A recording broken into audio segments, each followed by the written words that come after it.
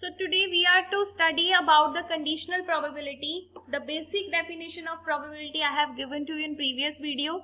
So let us study the conditional probability, but before its definition we are to study it with a example. So here you have example.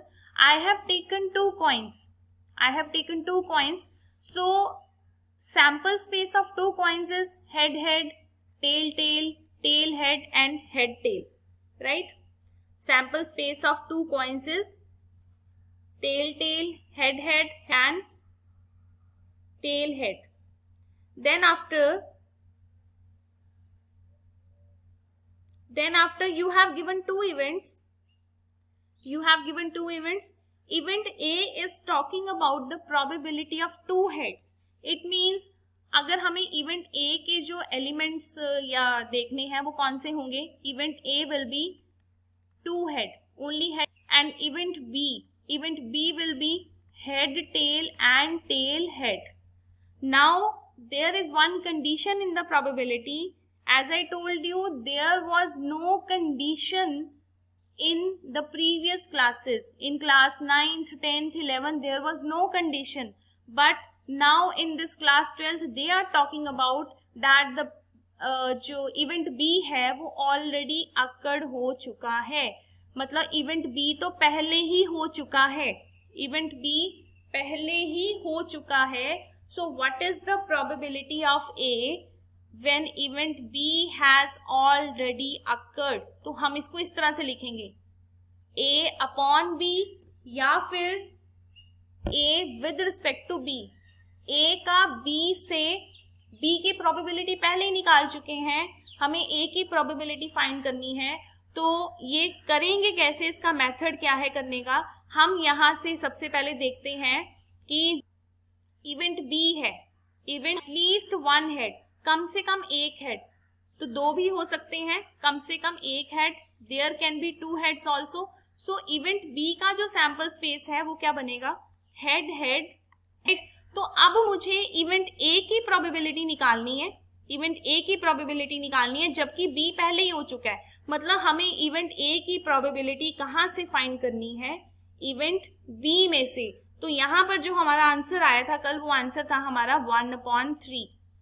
Answer was 1/3. So probability of A when B has already occurred is 1/b. But sometimes it's not possible to apply this formula directly. तो हम इस फॉर्मूले को थोड़ा सा deeply study करते हैं, क्योंकि देखो यहाँ पर तो इवेंट्स दो कॉइन थे. अगर आपको 4 कॉइन्स दे दिए जाएं या आपको 3 डाइस दे दिए जाएं तो फिर मुश्किल होने वाला है. ठीक है, तो यहाँ पर हम एक फॉर्मूला डिराइव करने लगे हैं, जो फॉर्मूला है कंडीशनल प्रोबेबिलिटी का. और वो देखो फॉर्मूला क्या है कि जब भी आप a अपॉन बी की प्रोबेबिलिटी फाइंड करोगे, मतलब b पहले ही हो चुका है, a की प्रोबेबिलिटी जब भी आप निकालोगे, आप किस तरह से निकालोगे, आप a और b की intersection of both the events, दोनों इवेंट्स की इंटरसेक्शन ले लो और उनको डिवाइड कर दो प्रोबेबिलिटी ऑफ b के साथ. दोनों इवेंट्स की इंटरसेक्शन लेकर उसको डिवाइड करोगे प्रोबेबिलिटी ऑफ b के साथ, provided probability of b should not be 0. It should not be 0. अच्छा, अब उन्होंने इंटरसेक्शन क्यों ली है? देखो आपको वही आंसर मिलने वाला है. सी, हमारे पास जो इवेंट ए है वो इवेंट है हमारा, क्या है इवेंट, टू हेड्स. जो हमारा इवेंट ए है वो इवेंट है हमारा टू हेड्स, मतलब हेड हेड. और जो हमारा इवेंट बी है, इवेंट बी हमारा क्या है, head head, tail head and head tail. अब दोनों की इंटरसेक्शन निकालो. इंटरसेक्शन में कुछ ना कुछ तो कॉमन आना ही है. इंटरसेक्शन आपके पास क्या आ गई, head head. Intersection is head head, right. अब अगर मैं आपको बोलूं कि what is the probability of intersection, so what is your answer now, tell me what is your answer. Probability of A intersection B is 1/4. हमने 4 क्यों लिया है, पहले हमने 3 लिया था. यहाँ पर देखो बेटा, यहाँ पर जो हम प्रोबेबिलिटी चेक कर रहे हैं वो बी में से चेक कर रहे हैं, लेकिन जो हमने इंटरसेक्शन, कॉमन इंटरसेक्शन आई है वो कहाँ से आई है, वो सैंपल स्पेस से आई है. मतलब इंटरसेक्शन तो यहीं से निकलेगी ना। सैंपल स्पेस में ए और बी के जो कॉमन पॉइंट्स थे वो हमने निकाल लिए हेड हेड। अब हमें इसकी प्रोबेबिलिटी चेक करनी है। तो प्रोबेबल केसेस हैं हमारे हेड हेड और टोटल केसेस हमारे ये चारों केसेस हैं। तो हमारी जो इंटरसेक्शन की प्रोबेबिलिटी आएगी वो आ जाएगी 1/4, राइट। अब इंटरसेक्शन की प्रोबेबिलिटी, तो ए की प्रोबेबिलिटी 1/4 है और बी की प्रोबेबिलिटी देखें तो वो 3/4 है, ठीक है। तो अब अगर हमें यहां से direct probability of A intersection B on probability of B, तो चेक करो ए इंटरसेक्शन बी की प्रोबेबिलिटी है 1/4 और पी अपॉन बी की प्रोबेबिलिटी है 3/4। 4 कैंसिल, आंसर इज 1/3। तो वही सेम आंसर मिलता है। हम इंटरसेक्शन का फॉर्मूला लगाकर प्रोबेबिलिटी फाइंड करते हैं तो हमें कुछ ना कुछ हेल्प हो जाती है क्वेश्चंस को इजी वे में करने की, क्योंकि यहाँ पर सैंपल स्पेस छोटा था तो फटाफट से आंसर आ गया 1/3। लेकिन जब हमारे पास सैंपल स्पेस बड़े हो जाते हैं तो हम यहाँ पर इंटरसेक्शन जो ए और बी के कॉमन पॉइंट्स है पहले वो निकालेंगे, उनकी प्रोबेबिलिटी फाइंड करेंगे, फिर जिसके विद रिस्पेक्ट टू बोला गया। तो जैसे देखो किसके विद रिस्पेक्ट टू, अगर हम कहें कि हमें प्रोबेबिलिटी फाइंड आउट करनी है ए की विद रिस्पेक्ट टू बी, तो हमारा फॉर्मूला क्या बनेगा, probability of A intersection B divided by probability of B. If we are to find probability of B with respect to A, probability of B with respect to A, तो हमारे पास क्या आएगा यहाँ पर, बोलो, probability of, yes, हरी आप, so probability of B upon A is B intersection A upon probability of A। अच्छा, यहाँ पर ऐसा ही रहेगी कि probability B की भी 0 नहीं होनी चाहिए।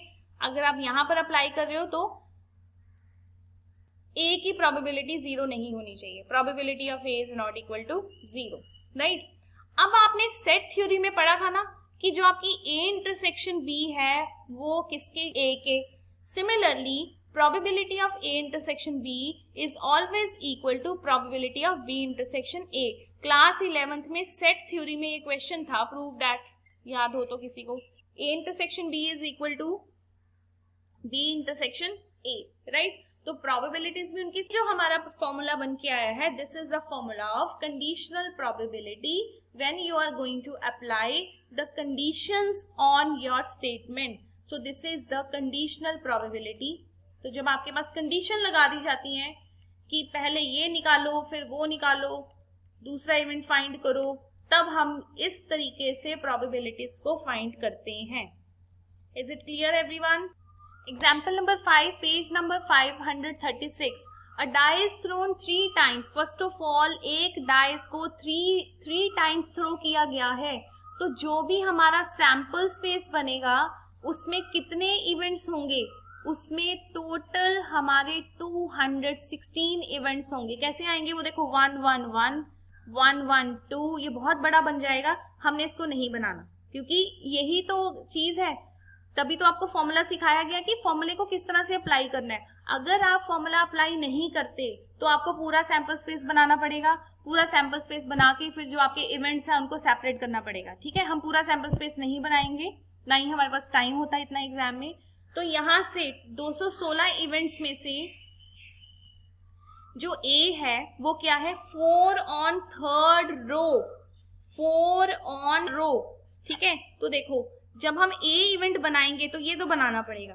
वो कह रहा है कि 3rd रो पे ना 4 होना चाहिए, मतलब आगे पीछे कुछ भी हो सकता है, फर्स्ट प्लेस पे और सेकंड प्लेस पे कुछ भी हो सकता है। उसके बाद 1 2 4, then 1 3 4 and so on, last में क्या बनेगा 1 6 4, ठीक है। इसके बाद क्या लिखोगे आप, इसके बाद हम लिखते हैं 2 1 4, 2 2 4 एंड सो ऑन, 2 2 6 4। नेक्स्ट क्या बनेगा, next is 3 1 4 and so on, नहीं 3 6 4, सॉरी 3 6 4। नेक्स्ट इज,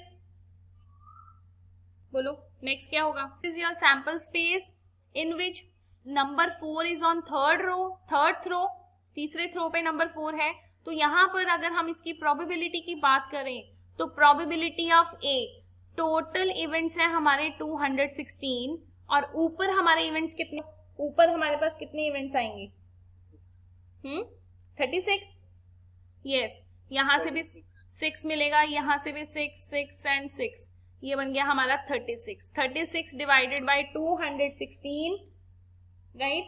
तो चलो ए की प्रोबेबिलिटी है। अब हम बी पे आते हैं, B and 5 on second, 5 on second, first पे 6 होना चाहिए, 5 सेकेंड पे होना चाहिए, तो क्या बनेगा 6 5 1 6 की एंड की बात हो रही है, और का मतलब दोनों ऑप्शन, 6 वाली रो भी लोगे 5 वाली रो भी लोगे, एंड आ गया, तो एंड में ये मैंडेटरी हो गया है कि 6 फर्स्ट पे होना चाहिए और 5 सेकेंड पर होना चाहिए, right. So it becomes 6 5 1 6 5 2 6 5 3 6 5 4 and 6 5 5 and 6 5 and 6, और तो नहीं कुछ बनेगा, 6 फर्स्ट पे होना चाहिए, 5 सेकेंड पर होना चाहिए, तो यहाँ पर और कुछ नहीं बनेगा। So probability of B is how many, 6 upon 216.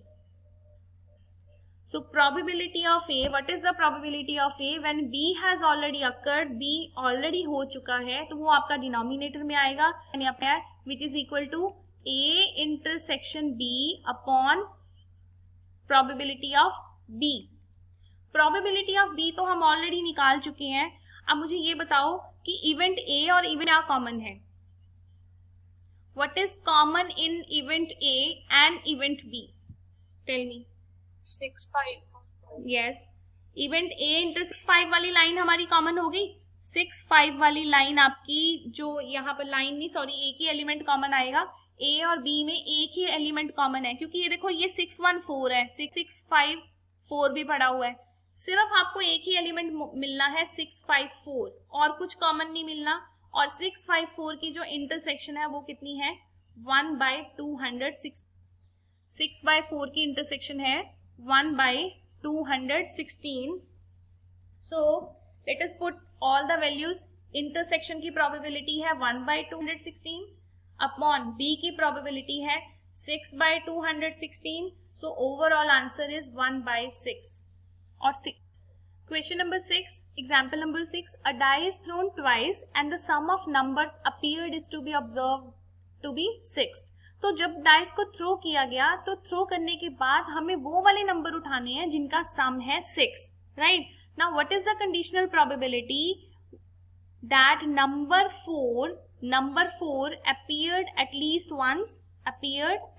once when sum of number appeared is 6. तो बेटा यहाँ पर जो इवेंट हो चुका है ना, वो इवेंट है सम ऑफ नंबर appeared 6, और हमें किसकी प्रोबेबिलिटी फाइंड करनी है, number 4 appeared at least 1. So here I am taking number 4 as event A. Let event E equals to number 4 appeared at least once and number 6 को हम ले लेते हैं F event. So F is sum of number appeared 6. तो हमें find क्या करना है, हमें फाइंड करना है probability of E upon F, जिसके लिए हम फॉर्मूला लगाएंगे probability of intersection upon probability of F. So let us find the individual probabilities of these events. तो जो आपका इवेंट E है वो देखो क्या आएगा, इवेंट E इज हमें चाहिए एटलीस्ट 4, एक बार आना चाहिए 4, 1 4 2 4, तो इस तरह से हम सारे लिख लेते 1 4 2 4 3 4 4 4 4 5 4 6. उसके बाद आपके पास क्या आएगा 4 1 4 2 4 3 4 4. दोबारा से नहीं लिखना क्योंकि सेट होता है ना, सेट में कोई भी एलिमेंट रिपीट नहीं होता. तो इनकी जो E की प्रोबेबिलिटी है वो तो हमें चलो चाहिए ही नहीं, और F की प्रोबेबिलिटी जिसका सम 4 आता है, 4 किस किस का आता है 3 3 का, 2 4 4 2 एंड 5 1 एंड 1 5. तो टोटल कितने हो गए 5 हो गए ना.